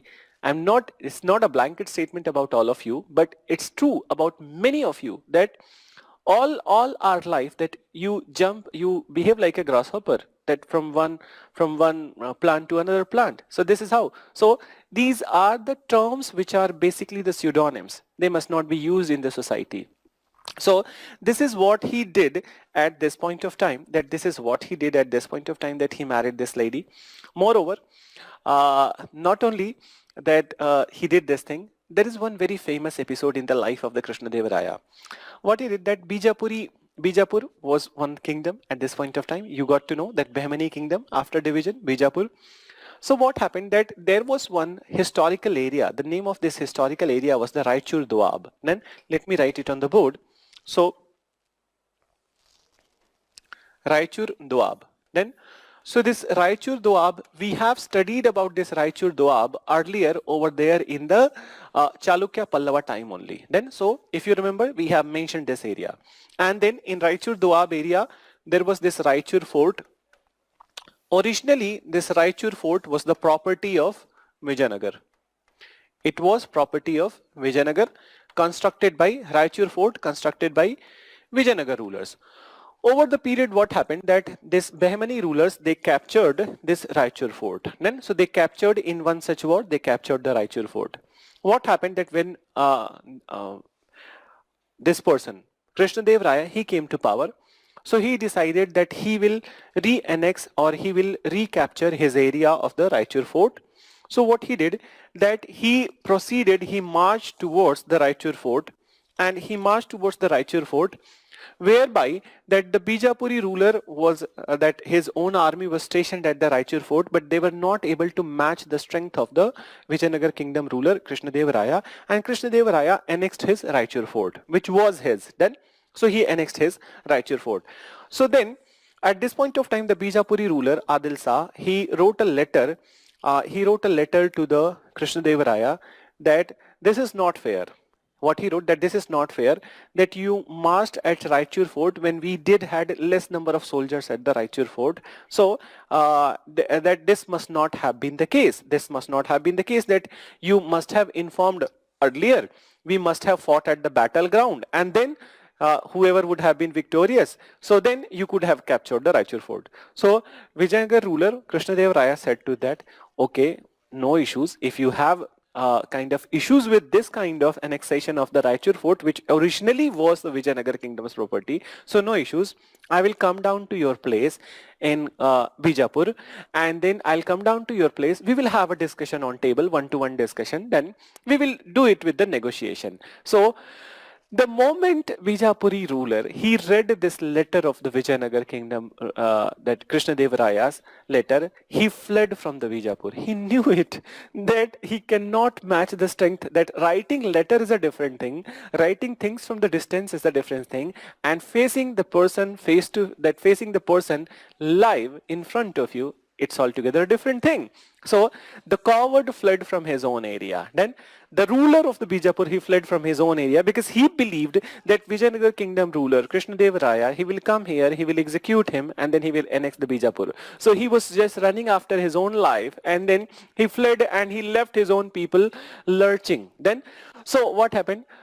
Krishnadev Raya, he came to Bijapur. And what he did was something not happened in the Indian history till this point of time. So what he did, that he chose one of the family member of the Bijapuri ruler only, and rightful heir of the kingdom.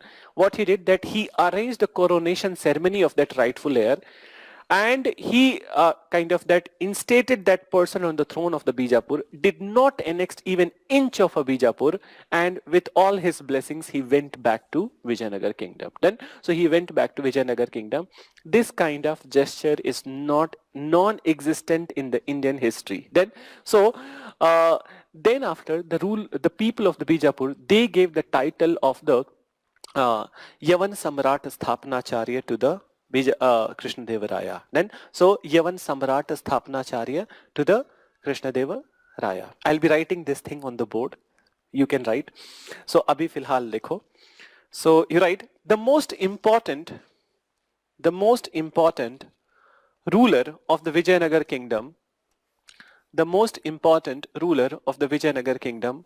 was Krishnadeva Raya.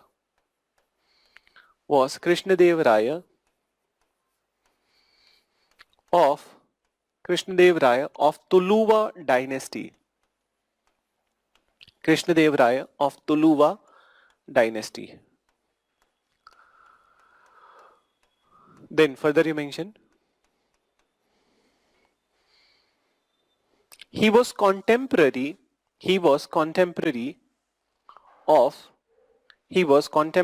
of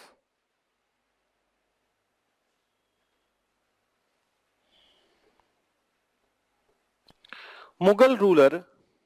He was contemporary of Mughal ruler Babur. See that from very morning, I think that from 5 o'clock today's morning, it's raining like cats and dogs over here in Delhi. It's too cold. Then it's too cold, and then now there is a closer to this classroom, there is a one open ground and it's filled with water. पता नहीं तुम लोग यहाँ क्या चल रहा है दिल्ली में फॉग तो नहीं चल रहा है चलो सो बारिश चल रही है यहाँ पे with cats and dogs then so पहले मुझे भी लगता था कि कैट्स एंड डॉग्स कैसे बरसते हैं कुछ जब पढ़ते थे when I was in smaller classes and then there was one my English teacher she said that write this phrase, it rained like cats and dogs, and the whole day I was thinking that कि cats and dogs कैसे बरसते हैं कोई plane से फेंकता है so let's write Tuluva dynasty. So he belonged to Tuluva dynasty. Then you're right, he was contemporary of the Babur, and then you mention Babur in his biography Tuzk a Babri. Babur in his biography Tuzk a Babri wrote that Krishnadev Raya was the most powerful and most respected ruler of India. Most powerful and most respected ruler of India. Most respected ruler of India.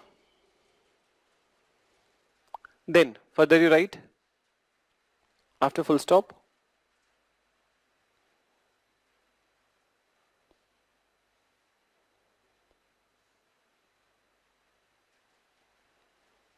he was perhaps he was the most enlightened ruler. He was perhaps the most enlightened ruler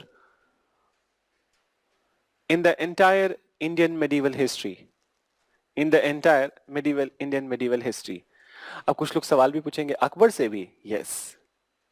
If I say entire medieval history, so it means yes. So most enlightened ruler of entire medieval history. Then next you write after that entire medieval history. He reinstated a rightful heir to the Bijapur's throne.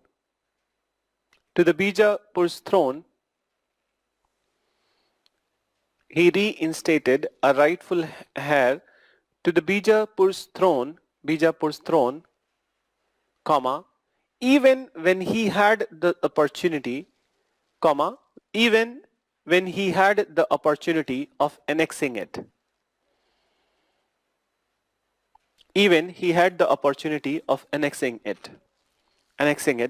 Then you mention after this incident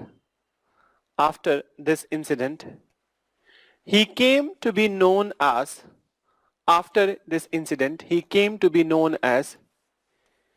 Yavan.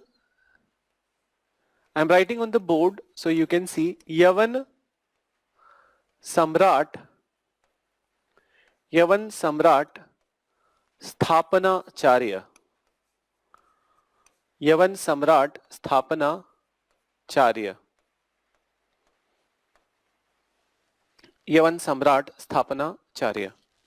He came to be known as Yavan Samrat Sthapanacharya.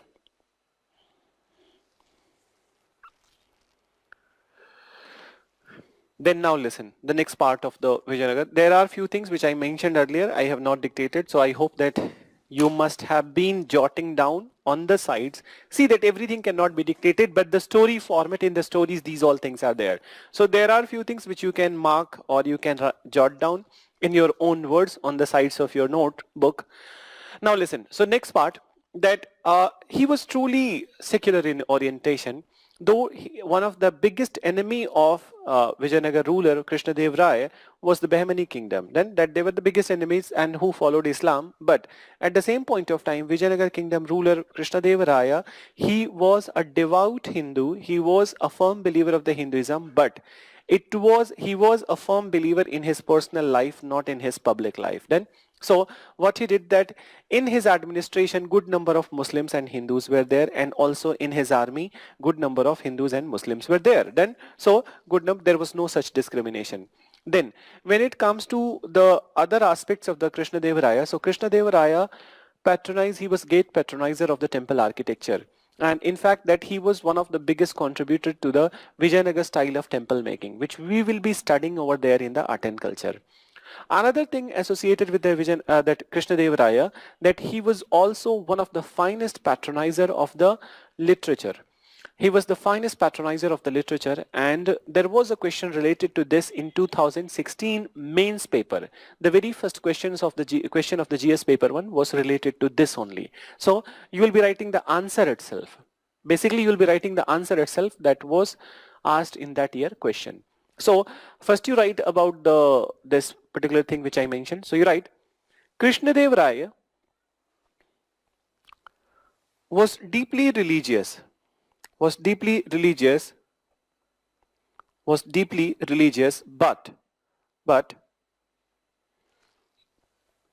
he was secular in his orientation,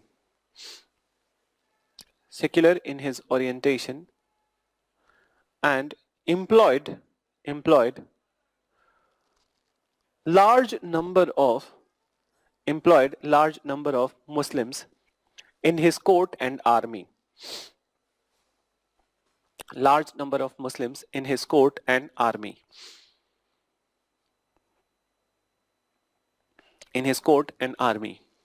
Then after full stop you mention,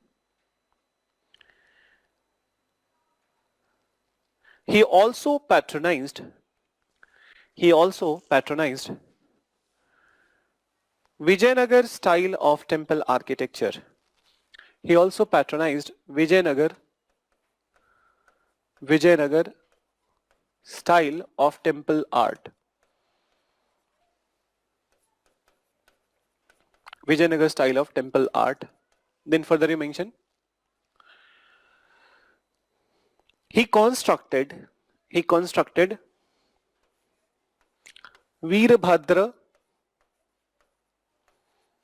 Veerbhadra temple, Hazar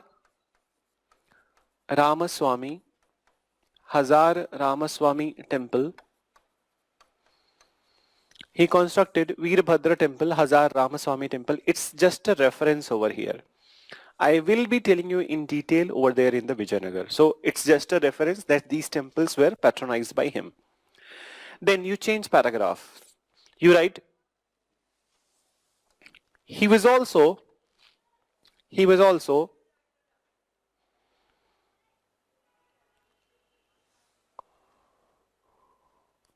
one of the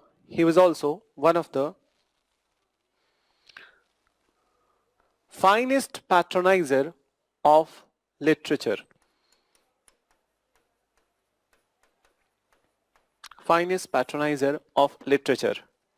Then you write, finest patronizer of literature. He himself was a great scholar.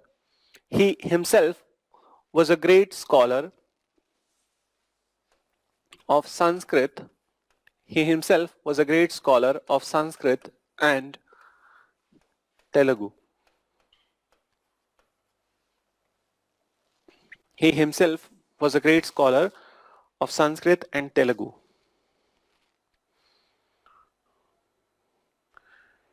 In Telugu, he wrote a very famous poetry. In Telugu, he wrote a very famous poetry.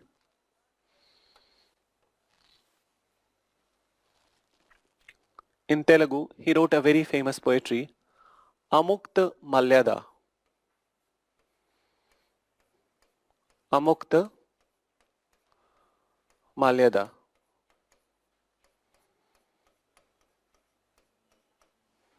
Very famous poetry, Amukta Malyada. Then you write, in fact, his period is considered as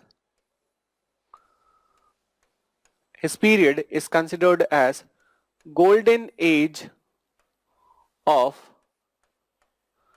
Telugu literature. Golden age of Telugu literature. His period is considered as golden age of Telugu literature. Then further you mention, he maintained 8 luminaries of Telugu. He maintained 8 luminaries of Telugu. 8 luminaries of Telugu known as Ashtadiggaj. 8 luminaries of Telugu known as Ashtadiggaj. These are the 8 luminaries of Telugu. Let me write it on the board. In his court. So, Ashtadiggaj, 8 luminaries of Telugu in his court, which included the very famous Tenali Raman and Peddana.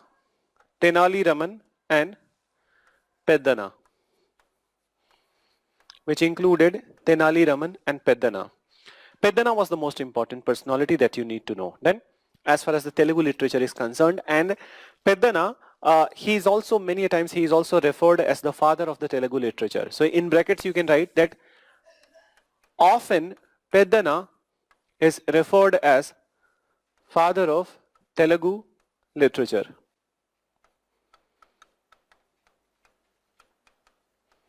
Father of Telugu literature, and you also need to write the famous composition of the Peddana. So you write the famous composition of Peddana.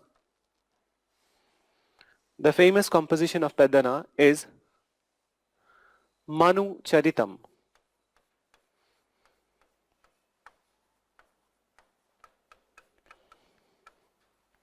Manu Charitam. So Manu Charitam. Then the final word about the Krishnadevaraya you write. That final word about the Krishnadevaraya mention. He also patronized Kannada, Telugu, Kannada, Tamil and Sanskrit. Not only Telugu but Kannada, Tamil and Sanskrit.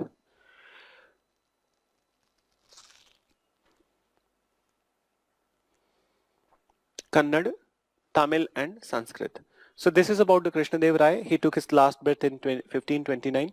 After his death, decline of Vijayanagar started, and finally Vijayanagar decline that it initiated in 1565 when they were defeated in Battle of Talikota by the combined army of the Bahmani rulers. Those 5 houses, for the last time they got united to fight with the Vijayanagar and they were victorious. So you write that after the Battle of Talikota,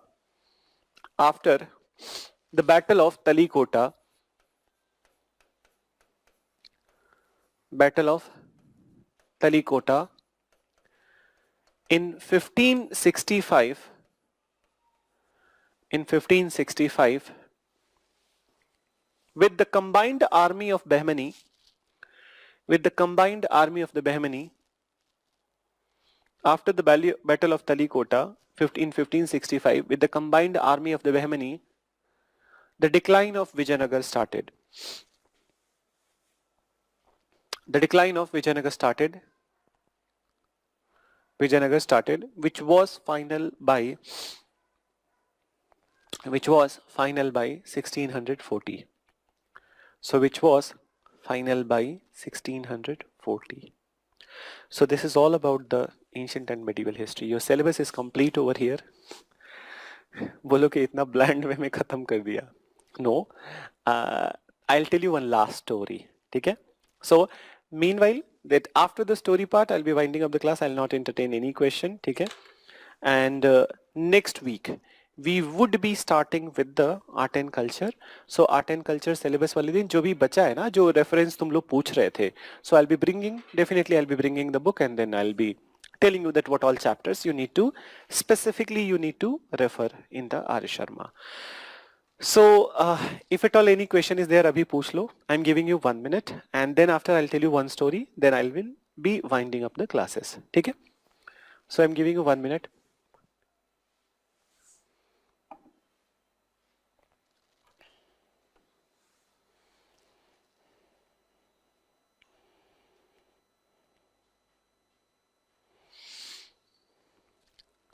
So one last story related to the Aurangzeb. So listen. अभी तो आज अगर जो art and culture पिछले week में if that ancient and medieval classes they wouldn't have been cancelled, so then आज art and culture पढ़ रहे होते हम लोग. But unfortunately those two classes which got cancelled, so आज आर्ट एंड कल्चर स्टार्ट नहीं हो पाया. So what about the 27-year-old war waged by Aurangzeb that seems to be instrumental in emptying? Are Nivedita, I hope that you are from the batch, that which batch? See that RB7 people, you guys are not entitled to ask this question since you already have studied that in the modern. So again, that if you are from the RB7, already you have studied, you don't need to put it as a question. Then, and this is very uncanny if you are from RB7. If you are not from RB7, so then I really appreciate that you know a little bit more, and then you are eagerly waiting for the same. So as I said to you that it will be covered over there, that if you are from RB10, so I know that you guys haven't studied, you will be studying this part over there in the modern. But RB7 people asking this thing, it is not suggestible. It is not suggestible, and then moreover, please don't forward question just sake for asking the questions. I am not impressed by that thing that you know, if you have already studied. So let's listen to the last part.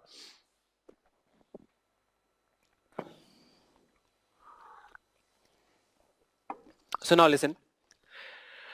The final thing about the Aurangzeb I need to tell you, that Aurangzeb's life had many colors.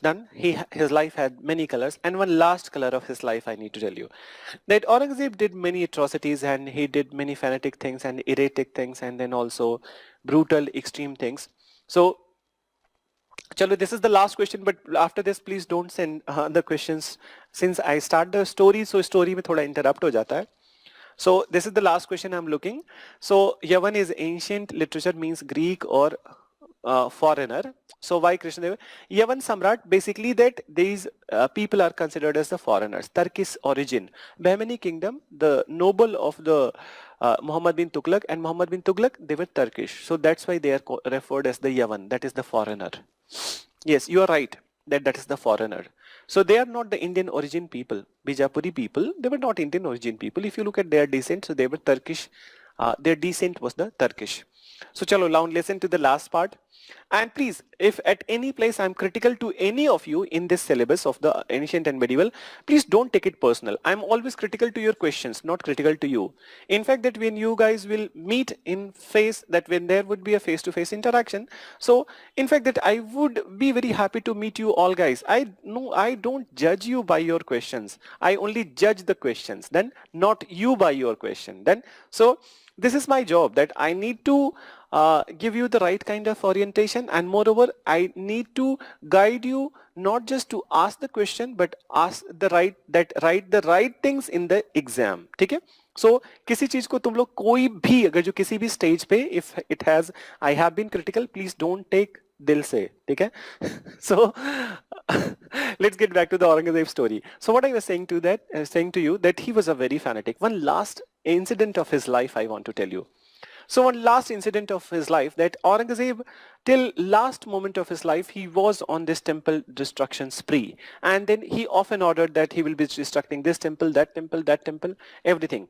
Finally, what happened that initially Agra, and then finally that in the final moments of his life, he was in Delhi. So he was in Delhi, and what is the seat of the Aurangzeb's power? Red Fort, Delhi. So he was over there in the Delhi. And then if you guys, any of you who belong to Delhi or who has come to Delhi has seen the Red Fort. So whenever next time when you are coming to the Delhi or you are going to visit Red Fort, just see that on the opposite side of the Red Fort in the Daryaganj street, there is a one very old Jain temple. Then that red colored Jain temple is there. Then and the origin of this red colored Jain temple is very old. In fact, that quite older than the Aurangzeb's time. It was one of the, just the way we have in that in Hinduism, you must have seen that Prachin Hanuman Mandir, then Prachin this Mandir. So this way, this Jain Mandir was also one of the Prachin Mandir. So what happened that Aurangzeb one fine morning, he was jogging in his park, and he was jogging in his park in that Red Fort. So what happened that the noise of the bell started to come, and that this bell was ringing incessantly. Aurangzeb got frustrated with the this sound of the bell, and then he sent his people to brought the authorities from the temple who are responsible for ringing of the bell. So then when these authorities from the temple, Jain temple, they came to the Aurangzeb's court. So Aurangzeb said one word, that if from the next morning, if from the next morning, if I listen to any sound from your temple, any sound from the bell, that bell sound from your temple, immediately we will bury your temple. So then the authorities of the temple, they said that, sir, from the next morning it will not happen. From this moment onwards only, it will not happen. Please be assured of that, and please don't be so angry about this, because we didn't thought that it will go this way. So they apologized, they went back. Next morning, again Aurangzeb, he was doing some morning walk, and then what happened? The same kind of sound started to come.